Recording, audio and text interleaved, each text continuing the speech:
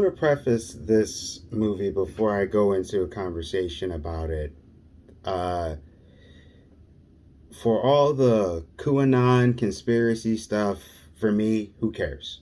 Uh, they're saving kids, and that's what I care about. And I'm seeing now that I've looked into it a little bit, I'm seeing the media kind of throw some stuff that way. And we're talking about Sound of Freedom, a story about Tim Ballard, and I heard that Jim Caviezel subjects to QAnon theories on kids and trafficking.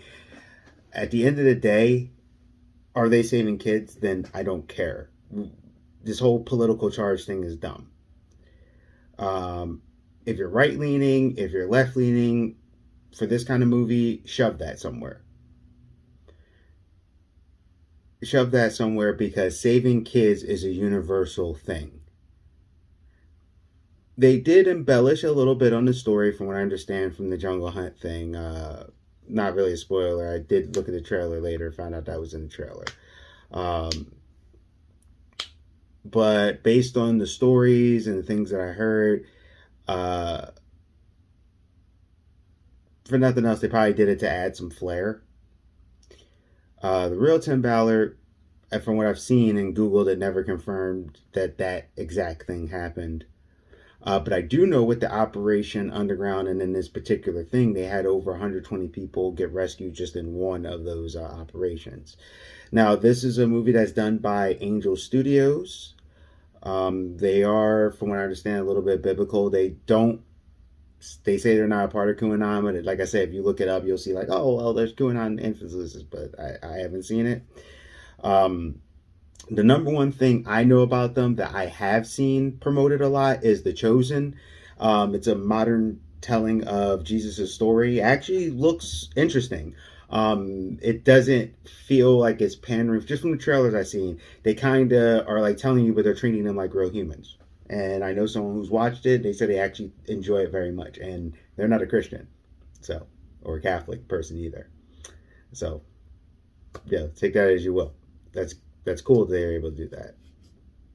I also know that they are doing a David movie because I've heard about the David thing, and then I found out they're the ones that did that. They are doing that. So those are kind of my two main experiences with this company prior to this movie.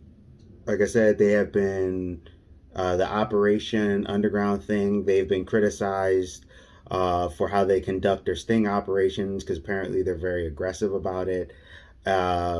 And they're saying that there's some possibility of exaggerated claims, but I've also seen things that say they still rescued people. So, take that as you will. I've also seen where someone was investigating them saying they've been called like arrogant and unethical about how they take care of these things and downright illegal. And once again, I asked the question, do they save kids?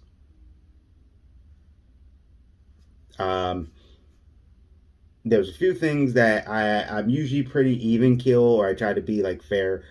When it comes to kids and the bureaucracy and things like that, I'm kind of a little different. I know how I would be, and I don't care about borders when it comes to situations like that with human trafficking.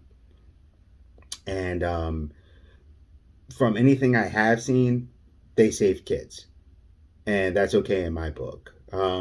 Probably do they get a little extreme? I know I would probably have a possibility of getting a little bit aggressive if I got my hands on one of them to do that, so I understand. Could they do improvements? Sure. Also, the United States could do improvements, and so could a lot of other places. So, do they save kids? That's all I care about. Are the kids getting home safe? Because sometimes they're like, oh, they're hitting trauma. Are the kids home with their family to deal with that, or are they still experiencing the trauma? Which one is it? Is it trauma because they're going through all of that terrible, horrible things, or is it trauma because how they were rescued and now they're with the family? And now they can begin to heal, and maybe they have trauma from how it happened, but they begin to heal.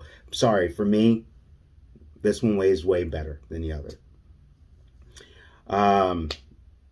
Now, on to the movie. I just wanted to preface with that.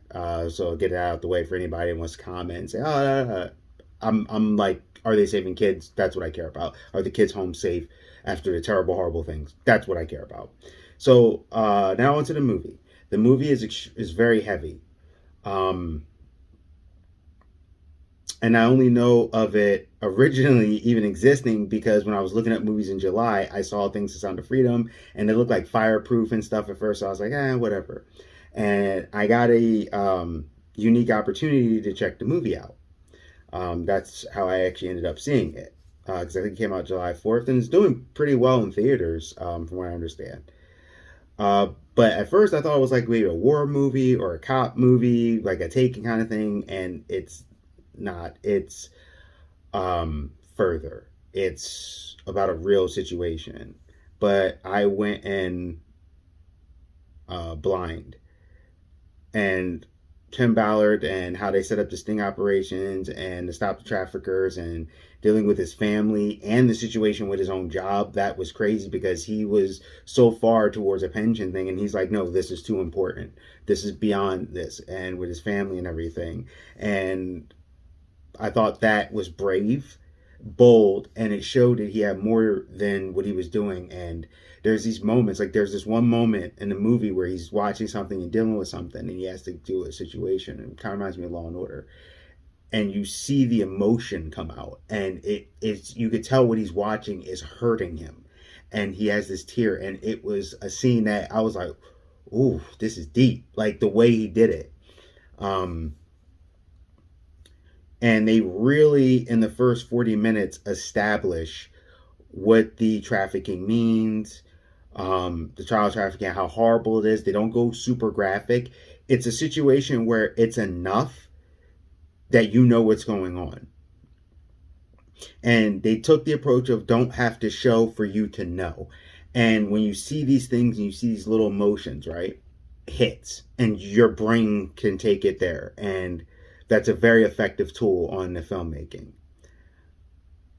And also too, dealing with the agents, it shows the emotional toll because it's like, who else is going to do this but to see this disgusting dark part of humanity that's out there. It's I know it takes toll. He's a father of like I think I counted like 4 or 5 kids. Like that has to be rough. Like you've seen, if you watch Law and Order SVU, you've seen it happen with Stabler. Um, you do see when he's dealing with things, sometimes the tears fall. They just come out of him. And Jim Caviezel is great for this. He's a great actor. He has these eyes that when he shows you that something's working back there and he conveys it, you feel it and you see it. And there's times where he's talking, like it's just some epic scenes, man, that even got me. Even me talking about it now, I'm getting a little emotional. Like he's talking to this dude, his boss or whatever, and you could just see it behind his eyes. And I was like, wow. And it was heavy. And he was like, I gotta do this. So Jim Caviezel, amazing job conveying that.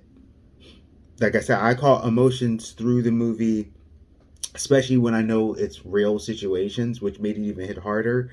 The one that kind of really got me was when him and this kid were having a conversation, and the kid talked to him and asked him, and you find out a little bit what happened to the kid, and he's talking to him, and it's just, and that's the one where I felt, that water hit. It was rough. And people around me, I heard them sniffling and crying and stuff like that. It's some really powerful storytelling.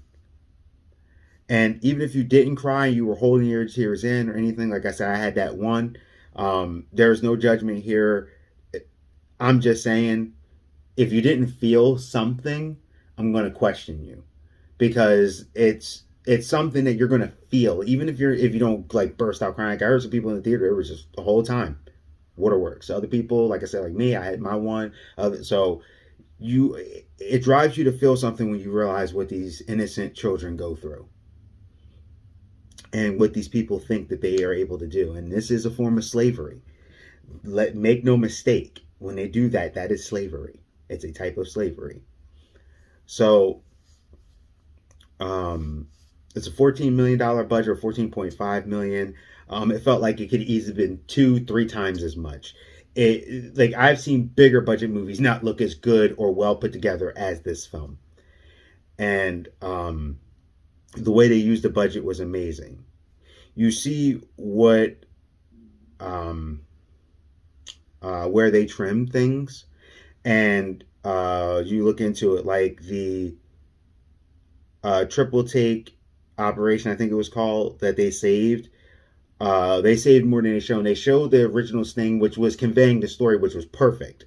But from when you see some of the live footage, and I looked into it more later, no, that Sting was actually way bigger. And I think if they had a bigger budget, they would have focused on it. Like, they were taking him down for a bit.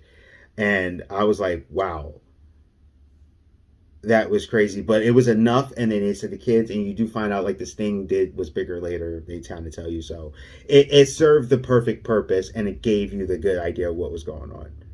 And it also made me happy to look into the movie and the story and to find out more. And Tim's the real story, it explains, because he was talking about that, and you know, there's more slavery now in the world than there's ever been, even when it was legal. And it does talk about that, and that's not the first time I've heard about that statistic and things, talking with friends from Africa and stuff like that. Definitely think one of the cool phrases is God's children is not for sale.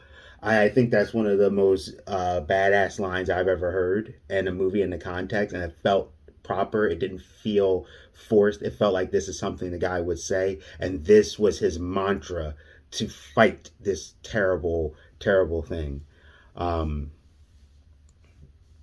There is a part in there where they go through the jungle, and it's kind of like, it reminds me of like Siphon Filter and stuff, or like Punisher. And I think that was more of flair for the film. It's like a jungle thing, you know, Metal Gear, those kind of things. But it really worked for the film.